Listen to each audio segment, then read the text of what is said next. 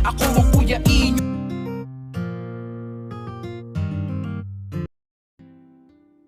Magandang araw po sa inyo lahat at muli po, welcome po dito sa inyong paboritong programa.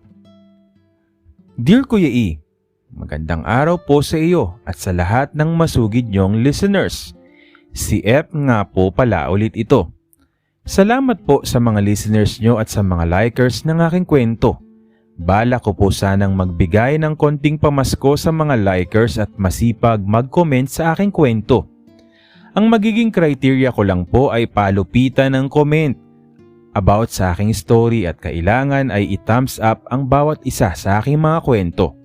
At syempre Kuya E, gusto ko ay dapat nakasubscribe sa channel mo. One winner of 1,000 pesos load or GCash at dalawang winner ng 500 pesos na load or GCash. Balik po tayo sa aking kwento about kay Totoy. Nagpatuloy ang paglantak ni Totoy sa aking paps na halos araw-araw na namin na gawin yun pagkagaling sa eskwela.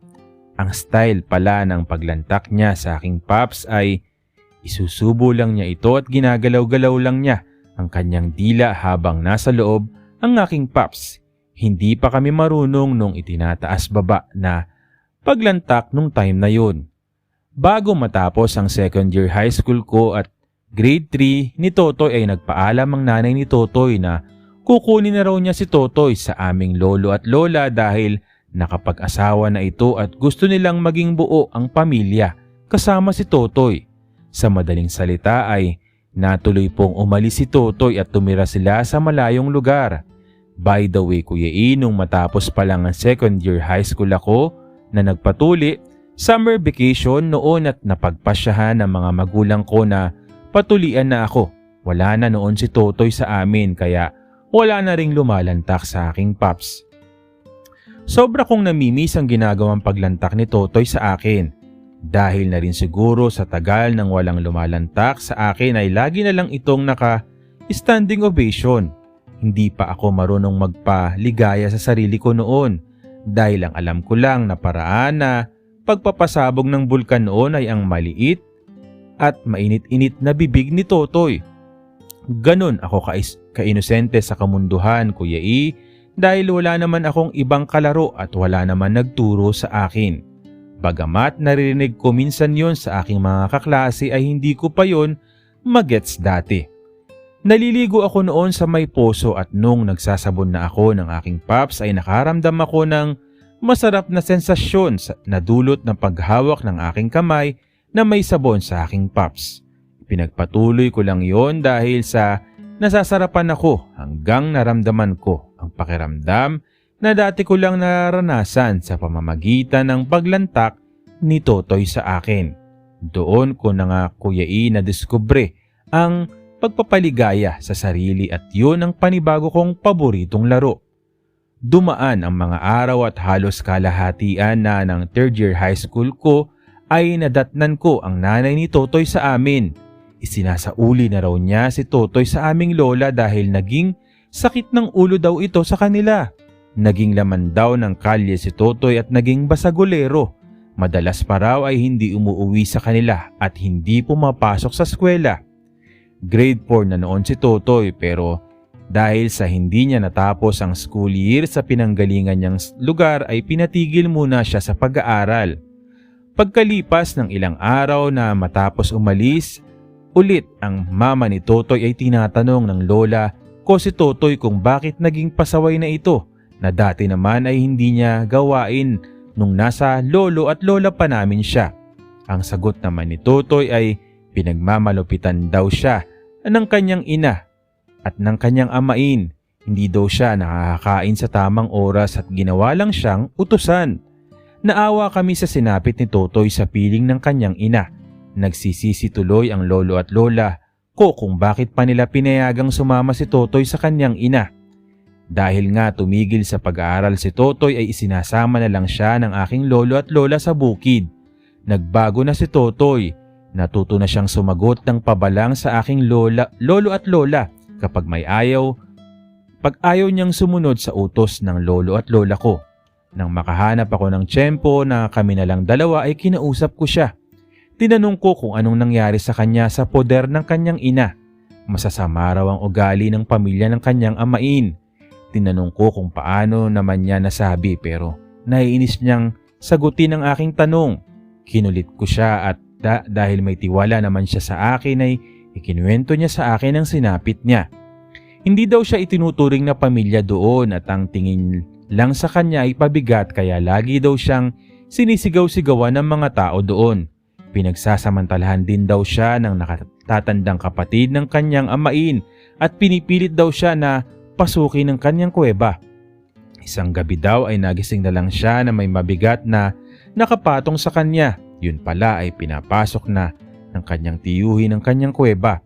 Pumapalag-palag daw siya dahil nasasaktan siya pero sadyang malaking tao daw ito kaya wala siyang magawa. Minsan ay hindi siya umuuwi ng gabi sa kanila at natutulog na lang siya sa lansangan para maiwasan ang kanyang tiyuhin. Naawa ako sa kinuwento ni Totoy sa akin. Natatakot din daw siya magsumbong dahil sinabihan daw siya ng kanyang tiyuhin na may gagawin siyang masama sa kanyang mama.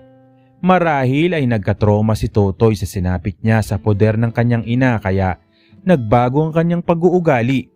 Dumaan ng ilang araw ay kinailangan naming tumulong sa pag-ani ng produkto sa aming bukid.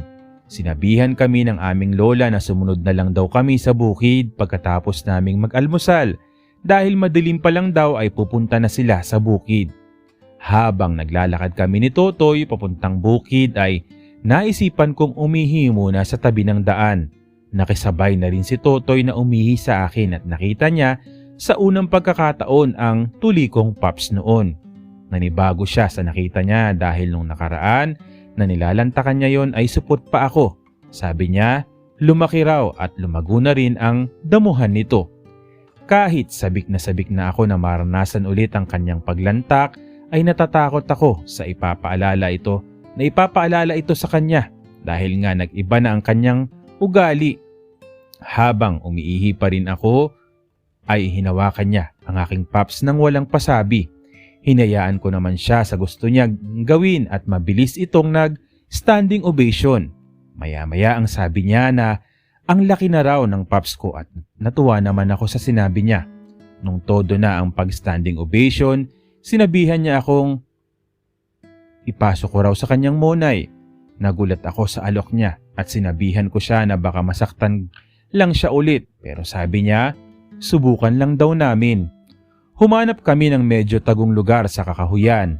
Nakaluhod si Totoy habang ako naman ay nasa likod niya.